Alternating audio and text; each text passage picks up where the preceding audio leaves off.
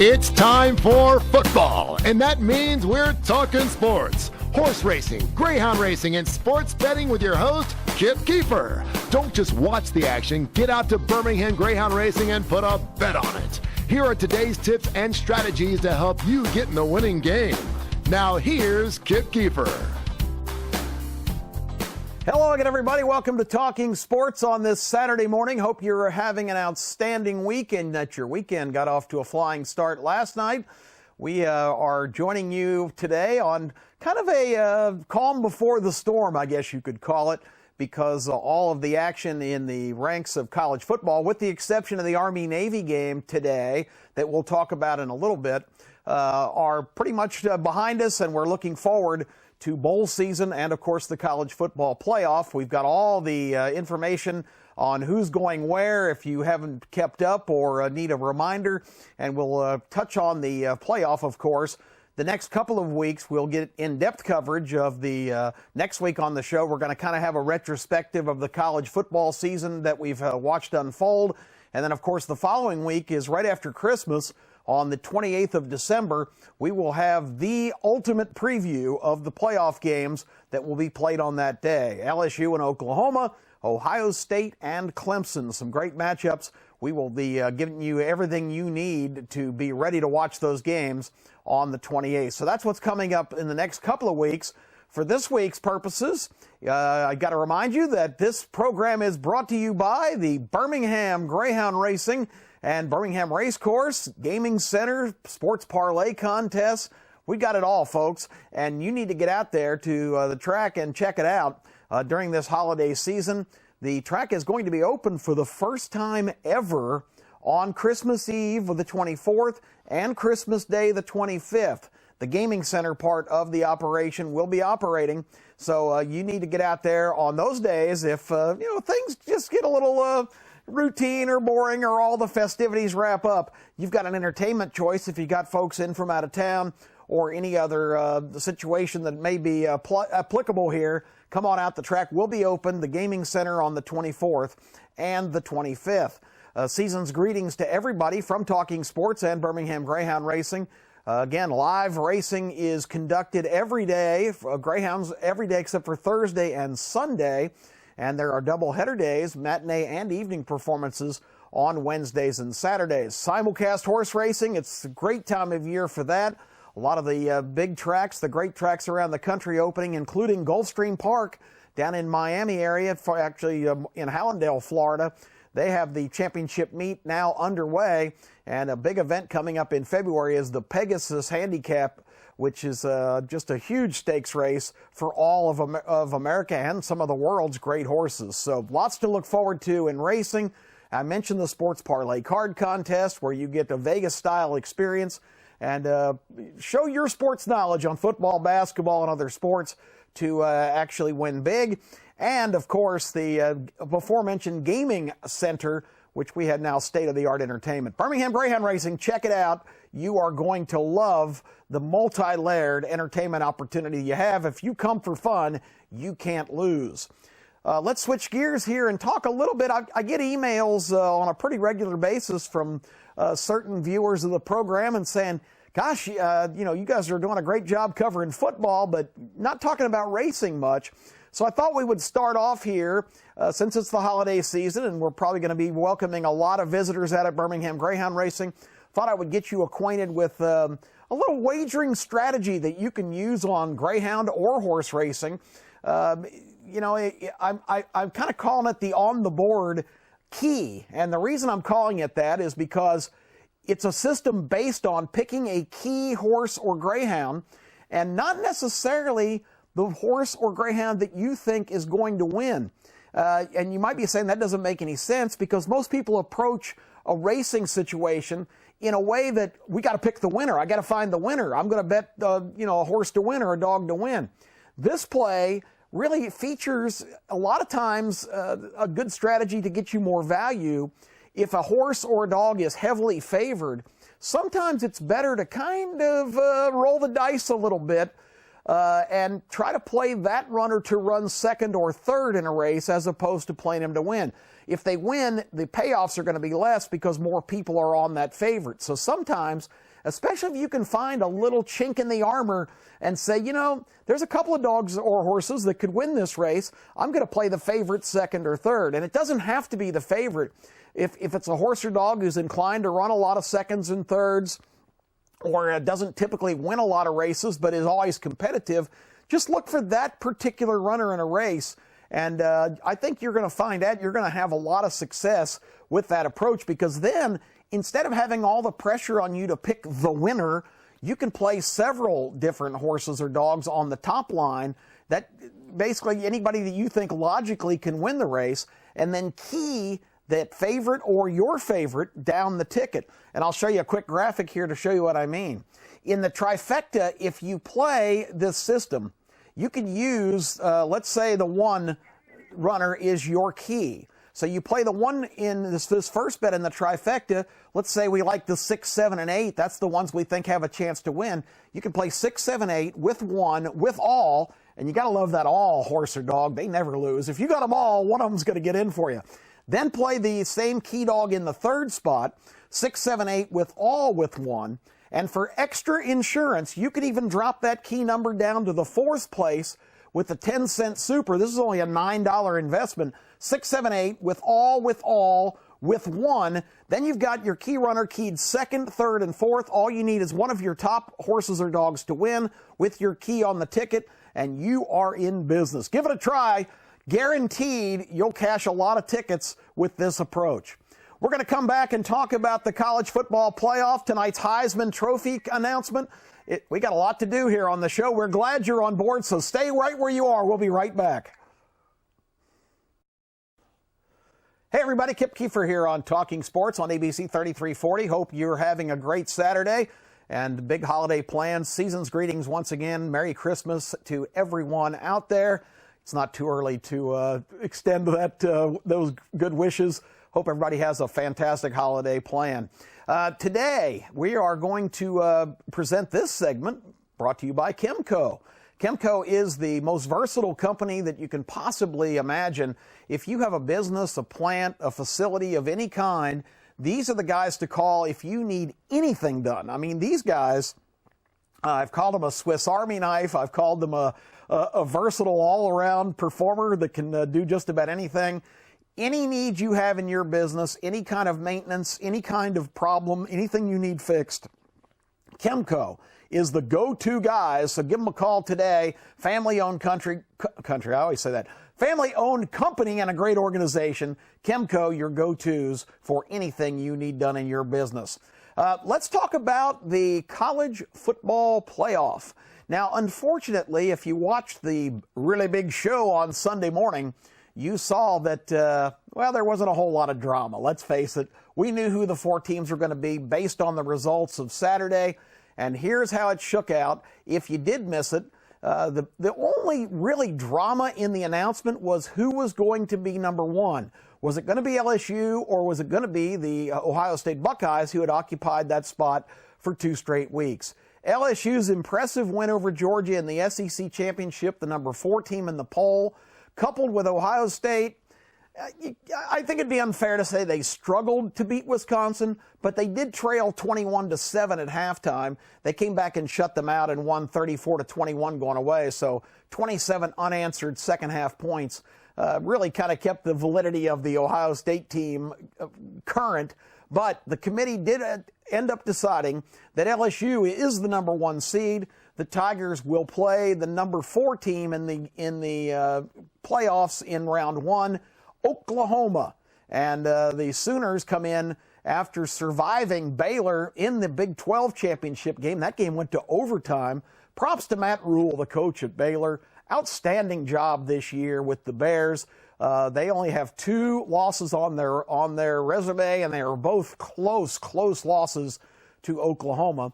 Baylor will be going on to the Sugar Bowl. We'll talk about that in our next segment. So it's going to be LSU, number 1, against number 4, Oklahoma. Jalen Hurts is at the controls for the Sooners. That name might sound familiar. He was suited up for Alabama last year, and now is directing things for the Sooners and is a Heisman finalist, which we're going to talk about in just a minute. The other game, of course, will be Ohio State This game will be out in Phoenix. They will be playing the number 3 team, much to the chagrin of Dabo Swinney, who believes because Clemson is the defending champion and because they've won 28 games in a row, despite the fact they've played no one this year on their schedule, it's even ranked, they are going to be the number 3 seed against Ohio State. This is going to be an amazing game. You can see how close the line is already, Ohio State and Clemson. Looking forward to seeing if all the talk from coming out of Clemson, South Carolina, is going to be backed up by playing the Buckeyes. This is a classic quarterback matchup. Justin Fields, yet another transfer. He was wearing a Georgia Bulldog uniform last year. He's a Heisman finalist, and he will take on Trevor Lawrence, the most heralded quarterback, just a sophomore for Clemson, already has a national championship in his notch in his holster. And this is going to be a fascinating game. That'll be in Phoenix. We will look forward to seeing those games. And again, the day of those games on the 28th, right here on Talking Sports, we are going to give you a thorough breakdown of everything to look for. Hey, I mentioned tonight is the Heisman Trophy announcement in New York. The invitees are, of course, Joe Burrow from the LSU Tigers. You've got Justin Fields, the transfer from Georgia for Ohio State. Jalen Hurts, the transfer from Alabama for Oklahoma. And Chase Young, the monster defensive end for Ohio State. So the first thing you see looking at this list is the Ohio State influence, dominance, whatever you want to call it. Ohio State has not only 2 of their current players, Justin Fields and Chase Young, but Joe Burrow. Remember where he transferred from? You guessed it, the Ohio State University. He wasn't good enough, according to Urban Meyer, to be the starting quarterback at Ohio State. That title went to J.T. Barrett, and then later Dwayne Haskins, who's now playing for the Washington Redskins. They said, Joe, you're a fine American, but you're not good enough to be the starting quarterback at Ohio State. So what did he do? He went to LSU, started playing for Coach O and the fellas down in the Bayou, and look where he is now. Almost a slam dunk, sure thing tonight. He'll be standing, holding the statue, and giving a speech. Joe Burrow, one of the great stories in sports. So you've got that Ohio State connection strongly there. Chase Young, yeah, he was a dominant defensive player. A lot of his stats piled up against lesser teams, and he'd have even better stats had he not been suspended for 2 games this year. And, well, really critical games he missed. Rutgers and Maryland. Give me a break. Anyway, Chase Young gets to represent defense, which we don't see much at the Heisman Trophy ceremony. He'll be there. And, of course, what compelling stories, as I mentioned before, Jalen Hurts and Justin Fields, both on SEC teams last year, both left to get opportunities at other places, and look where they are. I wonder how the fan bases at Alabama and Georgia feel about that interesting development. So the Heisman Trophy announcement tonight, we're going to come back and talk about SEC teams in bowl games when we come back. Hey, welcome back to Talking Sports, everybody. Glad you're tuned in. Kind of, as I said in the intro, kind of a quiet day in terms of football.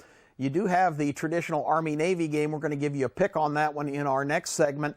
But there's also some playoff games from the other division that are going on today if you really need a football fix. And, of course, the NFL is really in the home stretch. We got some picks for you also coming up on the NFL tomorrow.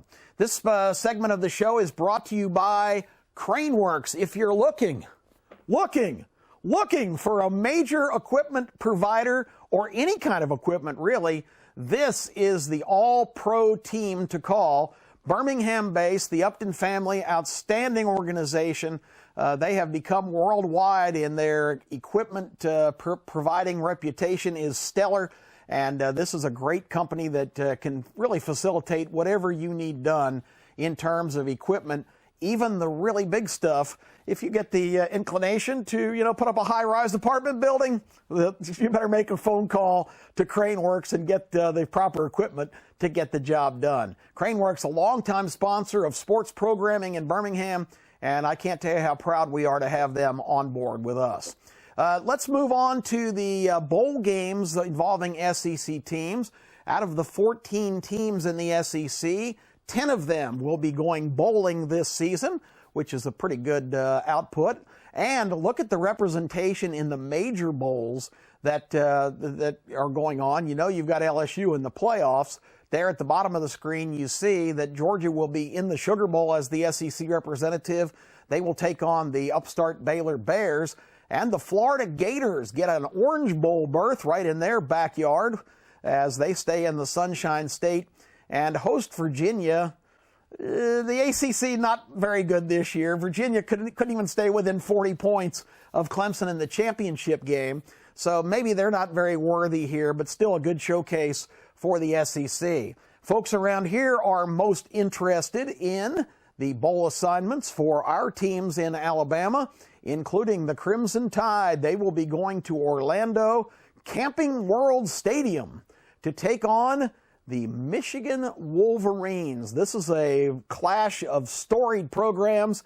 It is a mano-a-mano showdown between Nick Saban and Jim Harbaugh. It is going to be, for a bowl game, and this is an interesting aspect that I think we need to consider. For all the places Alabama could have landed and all the opponents they could have had, in considering the circumstances, this is the first time they have not been in the college football playoff, but this is still a compelling matchup that's very meaningful. Jim Harbaugh, of course, is Jim Harbaugh. He's very cocky. He's very arrogant. He thinks his program is the ultimate. And, of course, Alabama fans and Nick Saban have some other ideas. This is going to be a game that I think the Tide can get very motivated for, despite the fact that their usual place in the playoff is occupied by somebody else. So that's going to be an interesting showdown down there in Orlando, Alabama and Michigan in the Citrus Bowl. And what about the Auburn Tigers? Was talking to the lovely and talented Catherine Lowe earlier, huge Auburn fan who's involved here and does a great job with the producing of the Talking Sports program. Catherine said, we've already won our bowl game. We won the Iron Bowl. We beat Alabama. So I hope Auburn can get motivated for this game. Minnesota has had a really good year. I have called them overrated during the season. When they got up to as high as 6th in the poll, they really didn't have the resume to deserve that. They ended up losing a couple of games down the stretch, but this is still a quality opponent. This is another good SEC Big Ten matchup. And as everybody knows here, we here in the SEC need to beat the Big Ten any head-to-head opportunity. So go War Eagle, go down there and knock off the Minnesota Golden Gophers. We're going to see if that can take place. Gus Malzahn probably really riding high now, a guy that all year had drawn criticism and has really gotten a lot of heat over his tenure at Auburn. Really finished off the Iron Bowl in fine style, actually out-coaching Nick Saban in a couple different circumstances. So the Gus stock is pretty high right now. It doesn't need to take a hit with a loss to Minnesota. Here's the quick list of all the other SEC teams that are involved in bowl games. You see Texas A&M and Oklahoma State. That's a pretty compelling matchup. I think that one will be interesting. But we've also got Tennessee going bowling. Mississippi State is in the mix as well. And so it's going to be good. We've got a lot of teams in the league that are getting the opportunity to play on in pretty high-profile bowl games. 10 SEC teams. I'm still laughing from last year with the legend here on the set when I said, "Well, legend, surely you're like everybody else when the SEC is playing in bowl games. You gotta really support all the teams from the league." And he said, "No, I only root for Alabama. I hope all the rest of them lose." I hope you don't have that perspective, because I like to see the SEC really show off its dominance. I'd like to see the league go 10-0. And I think, unlike some other years, we've got some really good matchups for SEC teams this time. I think 8-2 in these 10 bowl games is really realistic. And, of course, LSU would be playing an extra game if they can win, so potentially 9-2. We are going to have one more segment here on the program, and we have a lot to do there. We got to pick some winners for you, and we will do that. We'll talk about the National Football League, the Army-Navy game, and again, preview next week's show. Stay with us. One more segment. It's Talking Sports, and we're going to take a short time out. We are in the home stretch for another edition of Talking Sports. Get on out to Birmingham Greyhound Racing today. It's going to be great. Lots of action with the new gaming floor, the sports card parlay card contest. I said card twice. And, of course, live Greyhound Racing this afternoon at 2 o'clock and 7:15, a doubleheader day. Great horse racing simulcasting from all over the country. This segment of the show brought to you by M&M Electric. Father-son operation, does an outstanding job. If you are clueless like me on anything electrical, I don't touch my fuse box or any of that stuff. I'll call M&M if I need help, and you need to do the same. M&M is great for residential or commercial jobs. Give them a call. Outstanding company. Another sponsor that we're proud to have here on the show. M&M Electric, your go-to guys for any power needs that you may have. Let's talk about real quickly the National Football League. I got to do a little bragging here, folks. Last week, I gave you LA, and Pittsburgh, the Rams, the Chargers, the Steelers. Winner, winner, winner. If you'd have bet $50 on my three-game parlay last week, you would have cashed for $300. So I can lead you to water, but you have to drink. So here's this week's NFL picks. I've been red hot over the last 4 weeks. I believe I'm 10-2, and I'll take that. So let's go with the Denver Broncos. That's a real big rivalry game against the Kansas City Chiefs. The Broncos coming off a great win over a first-place team, Houston, last week. Drew Lock, remember that name from Missouri? He's now quarterbacking the Broncos and looking really good in his rookie year. They're getting 11 points against the Chiefs, who are coming off a huge emotional high, beating the Patriots in Foxborough. I think they might be a little flat for this game. I like Denver in the points. Also here, we've got another D team, the Dallas Cowboys, who desperately need a win. They've lost 3 games in a row. Jerry Jones is about to jump out of his palatial owner's box. They've got the Rams, who also had a big win against Seattle last week. They travel to Dallas. I think the Cowboys at 6-7 are desperate here. If we're ever going to see another good performance from them, I think it's going to be today. And the Oakland Raiders are sputtering too after a promising run midseason. They've lost 3 games in a row. They're hosting Jacksonville today. I think they get it together. The Jaguars have just tossed in the towel. It looks to me like that team has totally quit. I like the Oakland Raiders today to finally bounce back. So I've given you 2 teams on 3-game losing streaks. But the NFL, you never know. I think that's the way to go today. Hey, I mentioned earlier, Army and Navy, they square off today. President Trump will be attending his first college football game since coming to Tuscaloosa for Alabama LSU. Army-Navy is a great spectacle. I thank my dad so much. When I was very, very young, took me to an Army-Navy game. It was held in Baltimore. And the memories of that, even as a small child, just the pageantry, the enthusiasm. I mean, to see these exemplary, just heroes in our country at these academies who are committing themselves to a life in the service and just see the outstanding young men they are. It's just great pageantry. Army's won like 3 years in a row now after losing 10 in a row. Navy's loaded this year. Navy -10 against Army, who almost beat Michigan earlier this year. Should be a great game. We're out of time. We are going to be back again next week. Terry Quillian, my partner, will be joining me. Do not miss it. I'm Kip Keefer. Have a fantastic Saturday and a great weekend, everybody.